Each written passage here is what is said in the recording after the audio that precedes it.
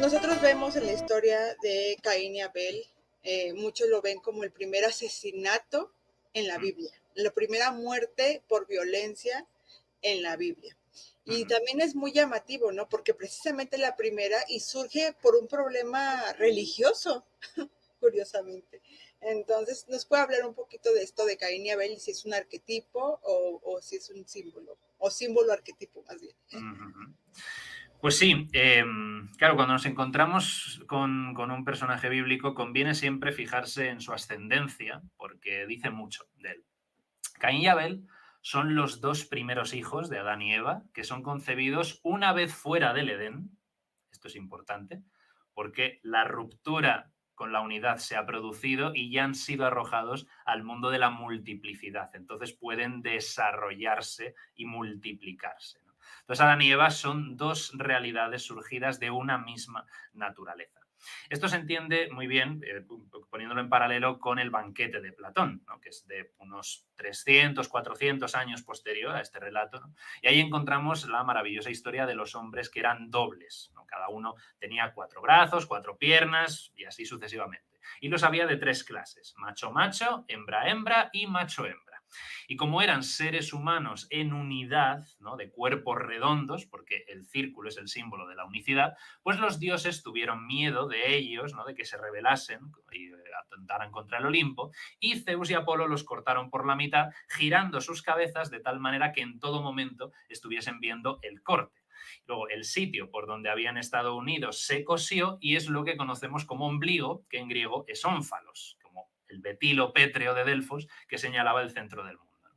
Y sin embargo, todo lo que hacían estos primitivos humanos eran abrazarse unos a otros con el anhelo de volver a ser una sola criatura. Y de nuevo, por el miedo a que volvieran a reunirse, los dioses dispersaron a los seres humanos por el mundo y desde entonces todos vamos cada uno en busca de otro o de otra. Entonces, en la tradición cabalística se defiende que si una persona lleva una vida moral, entonces la persona con la que se case será correspondiente con su otra mitad. Dios mismo es macho y hembra. Los nombres dados a Dios combinan estos elementos macho-hembra en el sentido de que hay una noción de separación y al mismo tiempo de reunión. Por ejemplo, Dios es el liberador y al mismo tiempo es el restrictivo. Es el que da la humildad y es el que enaltece. Entonces, ¿esto es contradictorio? Pues sí, por supuesto, porque Dios es el Señor del rigor y el Señor de la misericordia. Es el Señor de los opuestos que los integra y los trasciende. Por tanto, estas historias míticas se pueden interpretar o bien como simples cuentos o bien pueden llegar a iluminar las vidas humanas. Y todo ese simbolismo se encuentra en el relato del Génesis cuando se lee conforme al sentido metafórico que pretende proporcionar su mensaje espiritual y su significación. Entonces no podemos olvidar esto, aunque actualmente separemos lo religioso de lo secular, eso habría sido imposible para los forjadores de mitos y también incomprensible, porque para ellos nada era profano. Todo cuanto veían y experimentaban tenía su equivalencia en el mundo divino y cualquier cosa, por modesta que fuera, encarnaba lo sagrado, ¿no? Incluso las cosas más cotidianas, ¿no? Claro, ¿a qué viene esto? Que en esa etapa no hubiera ninguna diferenciación entre lo profano y lo sagrado. Pues que el mito de Caín y Abel representa justo el momento en el que la brecha entre lo sagrado y lo profano comienza a existir, ¿no? Caín y Abel son los representantes de la agricultura y del pastoreo. Los mitos de la creación enseñaban a los seres humanos que pertenecían a la tierra, como ya hemos dicho, de la misma manera que las piedras, los ríos o los árboles. Por lo tanto, estaban obligados a respetar los ritmos de la naturaleza. La revolución neolítica, ocurrida hace más de 9.000 años, había hecho que el género humano tomase conciencia de una especie de energía creadora que invadía todo el cosmos, ¿no? Que al principio se concebía como una fuerza sagrada indiferenciada que convertía la Tierra en una manifestación de lo divino. Pero la imagen mítica tiende a hacerse más concreta y más circunstancial, así que lo que en un principio era amorfo va ganando definición y se vuelve particular. Y al igual que la adoración del cielo había conducido a la personificación de un dios del cielo, la maternal y nutritiva tierra se convierte en la diosa madre. Entonces, En Siria se identificaba con Aserat, que era consorte del dios El, o con Anat, que era su hija. En Sumeria se llamaba Inanna, en Egipto Isis, en Grecia Rea, Hera o Demeter. Entonces la diosa madre se fusiona con la gran madre de las sociedades de cazadores y conserva muchas de sus características terribles, ¿no? Anat, por ejemplo, es una guerrera despiadada, Demeter es descrita como furiosa y vengativa, Hera, la diosa del matrimonio, a menudo se cobra venganza con crueldad, ¿no? Así que la mitología nunca es escapista, ¿no? Los nuevos mitos neolíticos siguen obligando a la gente a afrontar la realidad de la muerte, y eso es efectivamente el mito de Abel, la primera muerte. Y es una muerte violenta, porque la muerte siempre es un acontecimiento violento. No me refiero a la forma, que puede ser violenta o plácida, ¿no? Porque puedes morir en la cama, en tu casa, rodeado de tus seres queridos sin ningún tipo de dolor, o efectivamente te pueden apuñalar en un callejón 47 veces y morirte ahí desangrado, ¿no? No es la forma, es el hecho mismo de la muerte el que es violento. Los mitos no son bucólicos idilios, la diosa madre no es una deidad dulce y consoladora, porque la agricultura no se experimentaba como una ocupación ni pacífica ni contemplativa. La agricultura era una batalla constante, era una lucha desesperada contra la esterilidad, la sequía, el hambre, las violentas fuerzas de la naturaleza, que también son manifestación de un poder sagrado. Entonces, en el Génesis, el desarrollo de la agricultura es la consecuencia de la pérdida del estado paradisíaco original. En el Edén, los seres humanos cuidan del jardín de Dios sin ningún esfuerzo, como hemos dicho. Tras la expulsión del paraíso, la mujer va a dar a luz a sus hijos con dolor y el hombre va a tener que arrancarle el sustento a la tierra con el sudor de su frente. Entonces, en la mitología primitiva, la agricultura está impregnada de violencia y la comida solo se consigue mediante una constante guerra contra las fuerzas sagradas de la muerte y la destrucción. Entonces, la semilla tenía que penetrar en la tierra y morir para dar su fruto, y la muerte era dolorosa y traumática. Las herramientas de labranza parecían armas, había que moler el maíz hasta convertirlo en polvo, había que pisotear las uvas hasta hacer con ellas una papilla que después se convertía en vino. Todo esto lo vemos en los mitos de la diosa madre, cuyos esposos o amantes siempre acaban destrozados, desmembrados, brutalmente mutilados, asesinados, antes de poder renacer, como las cosechas, a una nueva vida. Entonces, todos estos mitos hablan de una lucha a muerte, y Caín y Abel es una lucha a muerte. Y sean cuales sean las interpretaciones históricas que se quieran hacer de Génesis 4, no dependen en nada de sus significaciones simbólicas. La lectura simbólica del drama que se desarrolla aquí trasciende su posible contingencia. Su simbolismo siempre permanece. Y según el propio Génesis, Caín es el primer hombre nacido de hombre y mujer. Es el primer agricultor. Es el primer sacrificador cuya ofrenda no es del agrado de Dios. Es el primer asesino y el que revela la muerte. Porque en efecto, jamás antes de su fratricidio se había visto el rostro de un hombre muerto. Caín es también el primer errante en busca de una tierra fértil y es el primer constructor de una ciudad. También es el hombre señalado por Dios para que no lo mate quien quiera que lo halle. Y es el primer hombre que se aleja de la presencia de Yahvé y anda sin fin hacia nuevos horizontes. Entonces el personaje no puede ser más interesante. La aventura es de una grandeza sin igual porque es la del hombre liberado a sí mismo, asumiendo todo el riesgo de la existencia y toda la consecuencia de sus actos. Caín al final es el símbolo de la responsabilidad humana. Su nombre significa posesión. Su madre lo llama Caín porque él es la primera adquisición de un hombre, es el primer nacimiento humano. Y él, por su parte, codicia la posesión de la tierra y, ante todo, la posesión de sí mismo para poder poseer lo demás.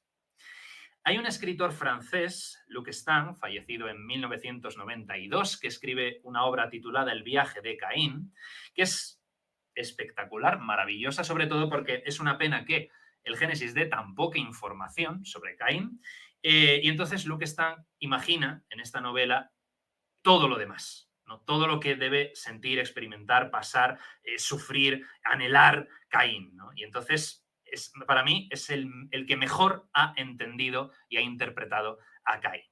Y entonces, en el viaje de Caín, Stan presenta al propio Caín diciéndole a su madre: tú me has tenido según el querer y con la asistencia de Dios.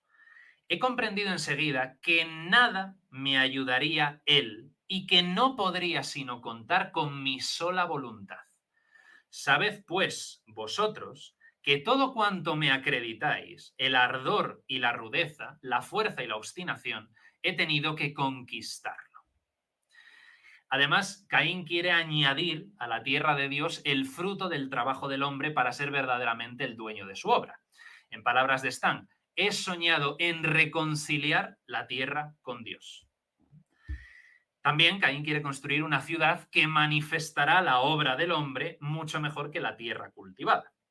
Stang le hace decir, veía la ciudad como otra labor, otra siembra, otra mies. ¿Qué digo? Era un levantamiento de la tierra fuera de ella misma.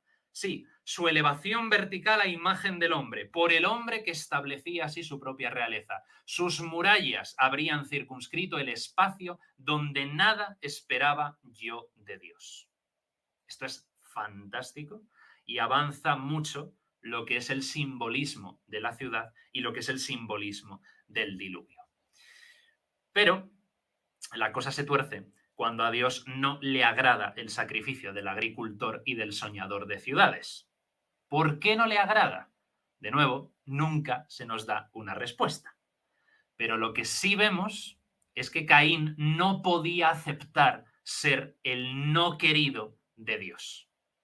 Y esto es muy fuerte. O sea, Caín es el primer ser humano que experimenta el rechazo de Dios y no lo acepta.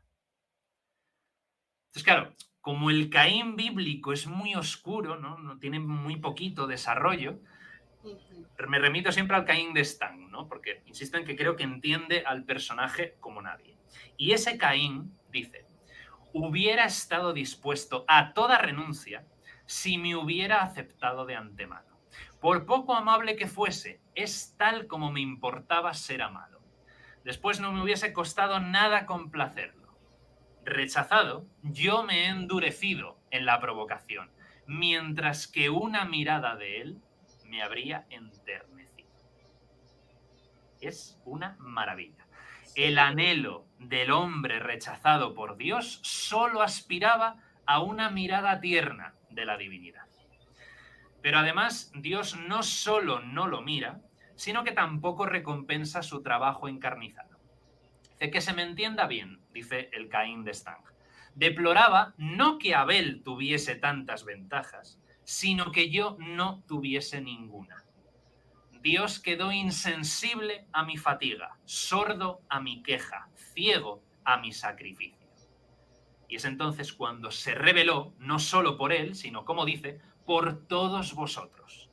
Es decir, por todos aquellos que no aceptan ese misterio de la predestinación que divide a los hombres en réprobos y elegidos. Todos aquellos que no comprenden, en palabras del Caín de Stan, el desprecio de Dios por las grandezas terrenas y su predilección por los humildes.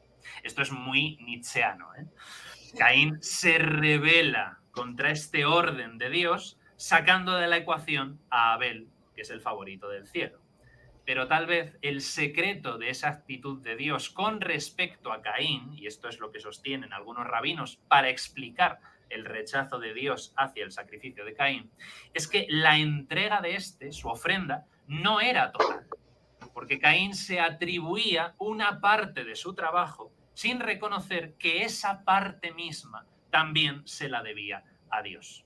Y entonces, celoso de su hermano y orgulloso de su trabajo, se rebela contra Dios. Porque matar implica usurpar el lugar de Dios, que es el Señor de la vida y de la muerte, al mismo tiempo que supone la primera elección del ser humano, respetar la vida o arrebatarla. Entonces, Caín afirma el valor de su propio esfuerzo y prescinde de Dios. Por eso, en lo sucesivo, está condenado a errar constantemente, construyendo constantemente un porvenir en función de su propio esfuerzo y no en la confianza de Dios. Por eso dice el Caín de Stang, iremos al desierto de los hombres, que los hombres innumerables poblaron. Nos guiaremos por la aurora siempre nueva. No parando en ninguna parte, estaremos por doquier. Nuestro vagabundeo medirá la tierra y al mismo tiempo la construiremos.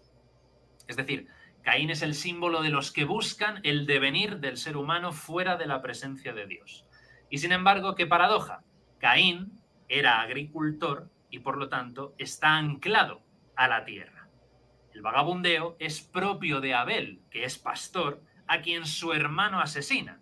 O lo que es lo mismo, asesina una parte de él, y el precio a pagar por su asesinato es precisamente asumir como propio lo que hacía Abel, vagabundear sin rumbo fijo.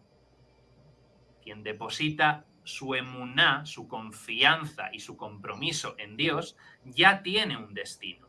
Pero quien se aparta de su presencia necesita construirlo. Claro, Caín ha matado a su hermano, ha matado otro aspecto de sí mismo y ha introducido la muerte en el mundo. Entonces, los mitos que hay sobre la aparición de la muerte en distintas religiones son a cada cual más bello, ¿no? Donde la muerte es una entidad o una deidad más, pero aquí no. En este relato la muerte no tiene nada de bello. Para liberarse, Caín ha llegado al crimen. Y en el relato de Stang, Caín ha cometido el crimen delante de su madre, la primera de todas las madres que, por desgracia, a lo largo de la historia han visto y ven morir a sus hijos. Y Eva, la Eva de Stang, la madre de todos los vivientes, exclama: viejo espanto, misterioso castigo, oh muerte, hete aquí revelada. Es decir, esa es la consecuencia de la comida del fruto. Ahí está la muerte. Sí, hasta ese momento. Hasta ese momento se consuma. Eso es, se manifiesta por primera vez.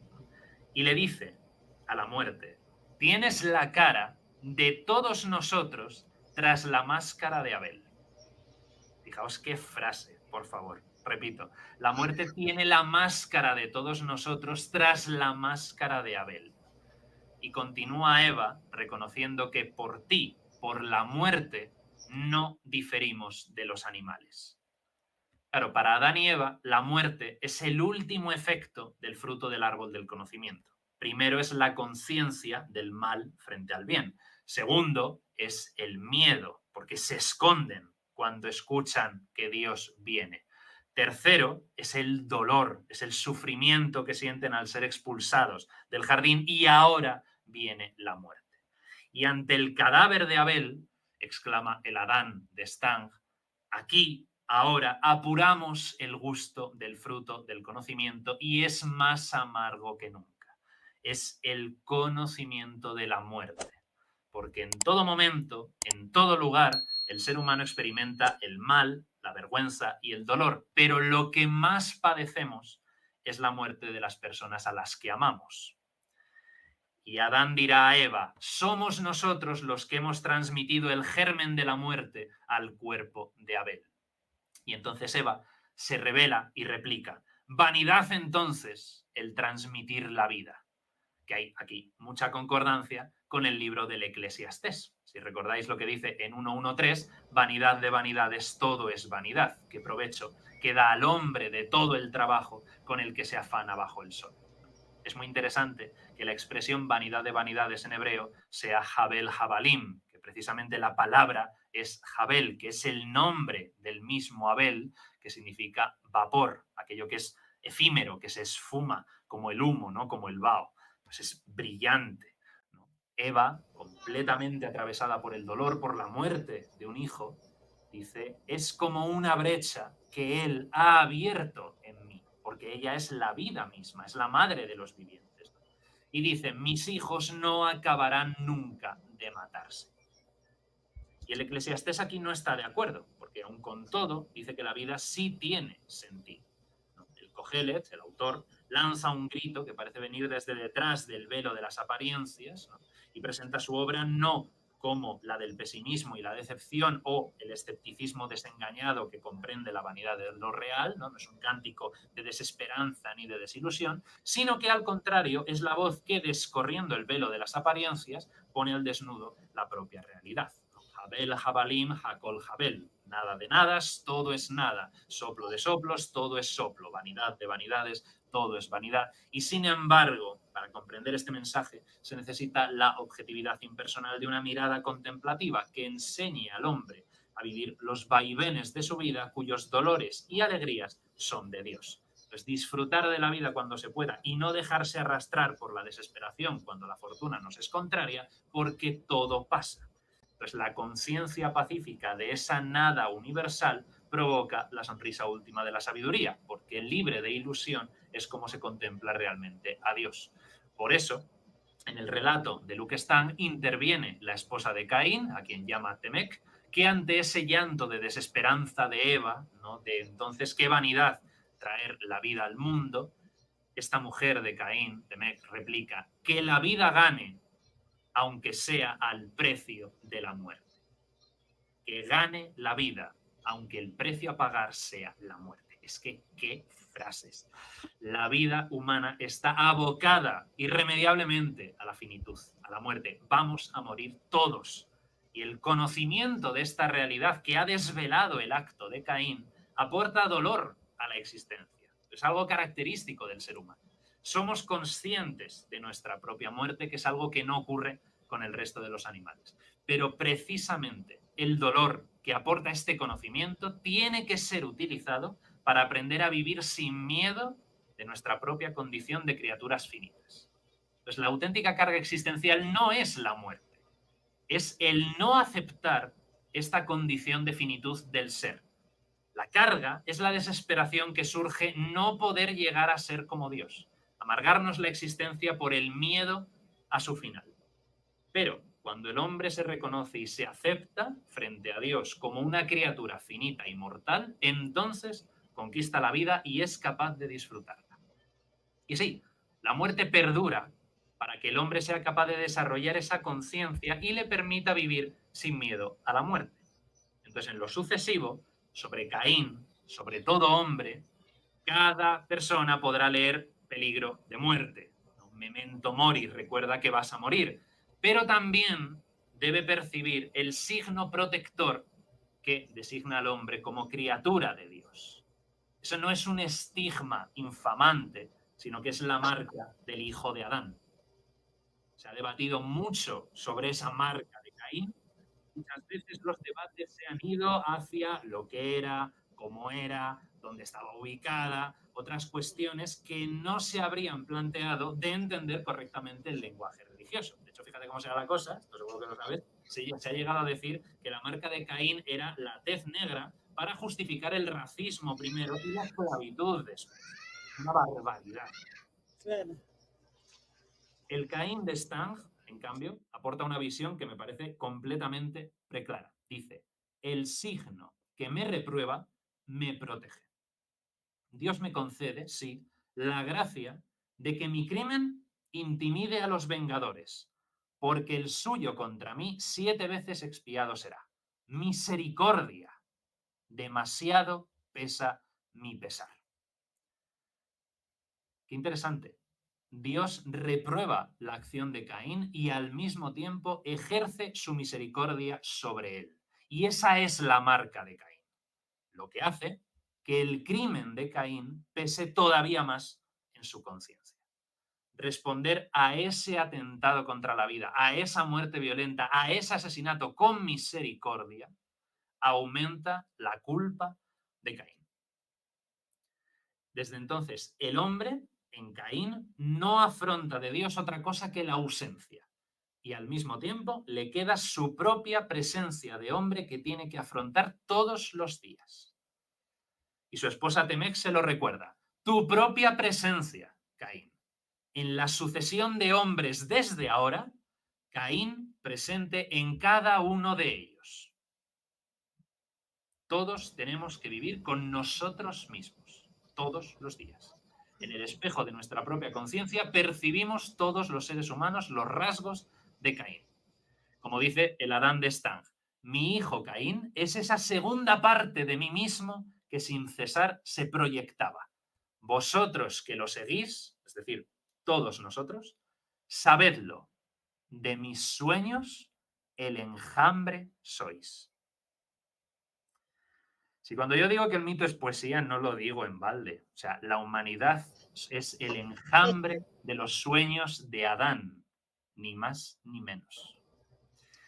Entonces, he estado mencionando tanto el relato de Luke Stan, ¿no? Este viaje de Caín, porque, ya os digo, me parece que ha entendido profundamente bien el mito de Caín y a partir de esa comprensión ha construido un relato revelador y evocador a partes iguales, a partir de un mito que se cuenta en 16 versículos de nada en el Génesis. Entonces, insisto, el mito tiene que actualizarse en todo momento y en cada circunstancia humana, porque si no, acaba muriendo.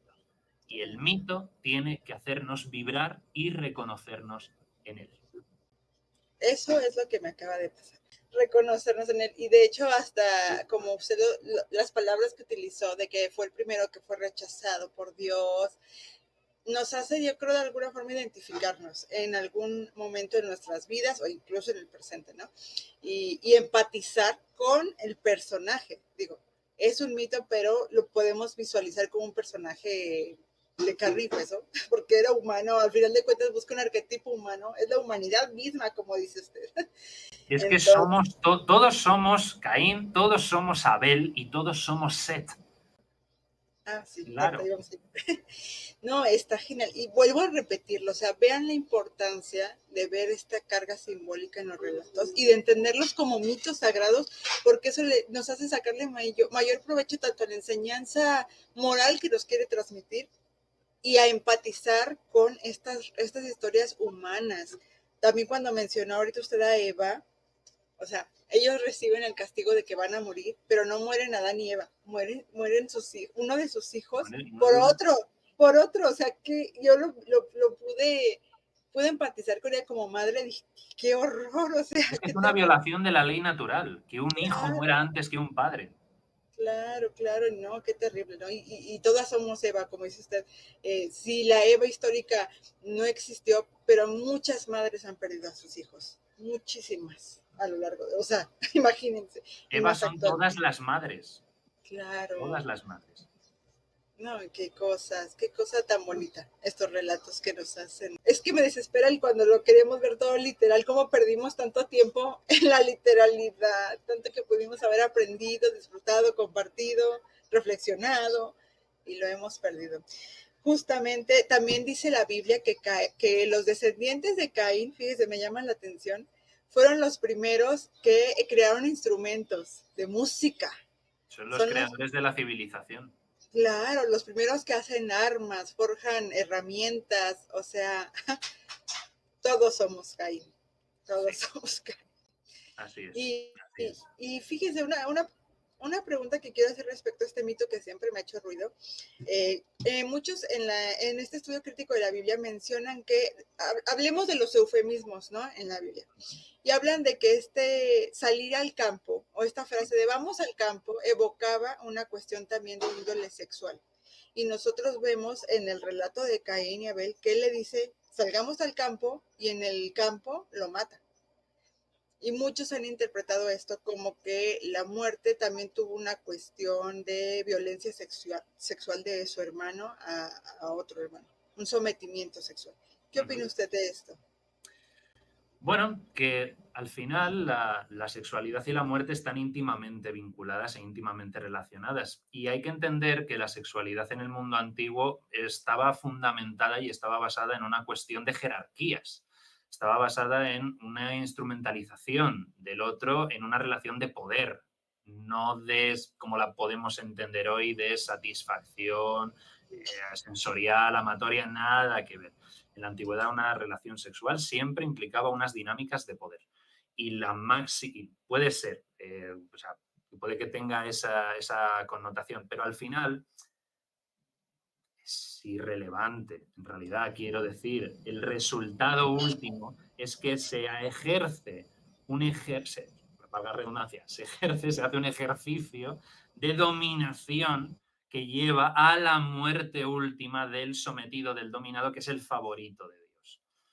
Entonces, si tiene un trasfondo sexual, si no lo tiene, no importa, siempre es en un estado, en cierto sentido, igualitario.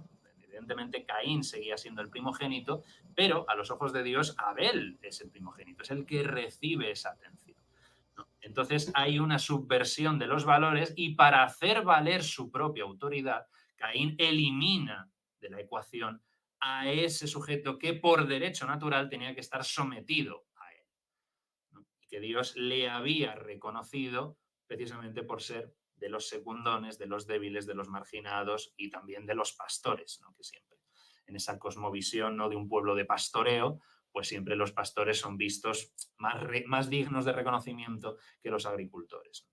Entonces, siempre hay ese juego, esa dinámica, ¿no?, de poder, y Caín tiene que someter a aquel que considera que está por debajo de él en todos los aspectos. Ahora, si esto incluye una relación sexual o no, eso ya no lo sé. Pero a efectos prácticos del símbolo es lo mismo, da igual. O sea ya por simplemente la muerte o si hay una relación sexual detrás. De hecho, si la hay, enriquece el simbolismo del mito, porque es esto, la dinámica de poder. No es claro, yo en esa relación sexual recibo satisfacción, pero recibo satisfacción a tu costa. Ujú. Yo no me preocupo en ningún momento de que tú recibas esa satisfacción. Yo te utilizo, es una instrumentalización del otro para una satisfacción personal. Y en eso jugaba toda la dinámica de poderes de la vida sexual de la antigüedad. Entonces, que efectivamente tiene esa connotación sexual, perfecto, pues enriquece más el relato. Sí, también se habla de la disputa que usted también la mencionó al principio entre pastores y agricultores, ¿no? Y son estos arquetipos, como mencionó usted, que en las cuales nos podemos identificar. Al final de cuentas, ya la mayoría somos citadinos, entonces somos de Caín. Dice Merly, y yo también le quería preguntar a usted, ¿nos puede repetir el nombre de Caín, el libro, y el nombre para buscarlo y Sí, comprarlo? te lo voy a poner en el chat. Ah, el viaje de Caín de Lucas. Sí, y fíjese qué interesante que hay autores que se den a la tarea de tomar estos mitos y pues desarrollarlos, ¿no? Sí, Entonces, desde luego. sabemos que no es bíblico, porque van a ver aquí, ay, pero eso no viene en la Biblia, no es canónico, no importa, pero nos ayudan a tratar de entender todo. Tomadlo como un midrash, si queréis, ¿vale? Claro, es un midrash, ahí está, para que se escuche más bonito. Claro. Pues ahí está, es el viaje de Caín de Luke Stang. Muy bien, muy interesante. Mire, ay no, cuánto no se puede sacar de todo este simbolismo. No me voy a cansar de decirlo, o sea, esto nos hace entender mejor los relatos, incluso son hasta más moralizantes, porque yo lo único que aprendí cuando estuve en la religión era es que Dios te rechazó la ofrenda de Caín porque como era de verduras y no era de un corderito como debía de ser, y yo dije, pero ¿en qué momento les explicó? Porque el relato no dice nada. Ah, no, pero ni modo, lo hizo por envidia. Y entonces te quedas así como que, oh, pierdes toda esta riqueza poética, moral, espiritual. Wow. Por favor, háblenos un poquito del curso ese que menciona, porque ahorita lo que acabamos de hablar de Caín y Abel tiene mucho que ver con esta violencia, ¿no? Claro. Entonces, ¿nos puede Pues hablar un sí, poquito? la verdad es que, si te digo la verdad, se me ha ocurrido hoy, porque claro, estaba ya con esto de las vacaciones, ya estoy pensando en las cosas que tengo que hacer a partir de octubre, ¿no? Las cosas nuevas que proponer y demás. Y ha sido a raíz de un comentario que he recibido en YouTube y que es algo que me viene viniendo muy frecuentemente, ¿no? De que al final la religión es violenta. Y es todo violencia y es la responsable de las mayores guerras del mundo y toda la historia. Y digo, esto está demasiado asentado, ¿no? Y se acepta como algo verdadero y natural y lógico y cierto. Y no, es bastante más complicado. Así que he dicho, oye, pues a lo mejor interesa un curso precisamente sobre la historia de la relación de la violencia con la religión. Desde los tiempos prehistóricos hasta la actualidad. Algo de actualidad tan actual como puede ser el conflicto palestino-israelí. Entonces, esa es la idea. Todavía no tengo, digamos, fijadas lo que voy a trabajar en cada sesión, pero quiero hacer eso. Quiero hacer un recorrido de cómo se relaciona la religión con la violencia a lo largo de la historia de la humanidad, en distintas religiones y en distintas tradiciones. No solamente las abrahámicas, también en Grecia, en India, en China, ¿no? En distintas civilizaciones, y cómo se va relacionando y cómo se va constituyendo esta idea de religión y violencia. Si la religión es violenta por naturaleza, si tiene expresiones violentas, si es así, ¿por qué? ¿A qué responde? ¿Cuándo aparece? Si solamente tiene esa vertiente, ¿no? Si las religiones se construyen no por los estados para aplicar violencia sobre el pueblo, en fin, todas estas cuestiones, ¿no? que yo siempre las he visto dadas por hecho, o sea, nunca en todos los años que llevo dedicándome a la divulgación, nadie me lo ha planteado como una pregunta, ¿no? De, oye, ¿la religión es violenta? O ni siquiera, ¿por qué la religión es violenta? No, no, siempre lo he recibido en términos de afirmación rotunda.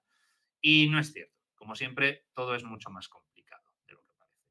Así que sí, a partir de octubre estaré dando este curso para los que estén interesados. Y ya te digo, mi idea es abarcar la historia de la humanidad. Desde, desde que vivíamos en sociedades de cazadores-recolectores hasta ahora. Porque sí, hemos sido seres humanos siempre. Así que la pregunta de la religión es violenta habría que responderlo en los mismos términos de si preguntamos si la humanidad es violenta. Entonces, yo creo que puede ser algo interesante. Dice Merly también que mencionó un autor italiano en un verso que recitó al comienzo, si le puede recordar el nombre. A ver. Tenía un nombre medio raro. Bueno, no sé si te estás refiriendo a Pico de la Mirándola. Ah, ese. Yo me imagino que sí. Yo, algo de Tolini. Nada que ver. Sí, bueno, es que es maravilloso. Discurso sobre la dignidad del hombre. También aquí en la descripción les voy a dejar el link para que vayan a la página del profesor y vean, ya tiene cursos ahí encargados para que ustedes pues los puedan adquirir, los puedan tomar. Yo sé que les van a interesar bastante, entonces no duden en ir a su web, aquí en la descripción. Aquí ya voy a poner el nombre. Profesor, para todo esto de la simbología, aparte de sus excelentes cursos, ¿alguna bibliografía que nos pueda recomendar? Algo así como iniciático.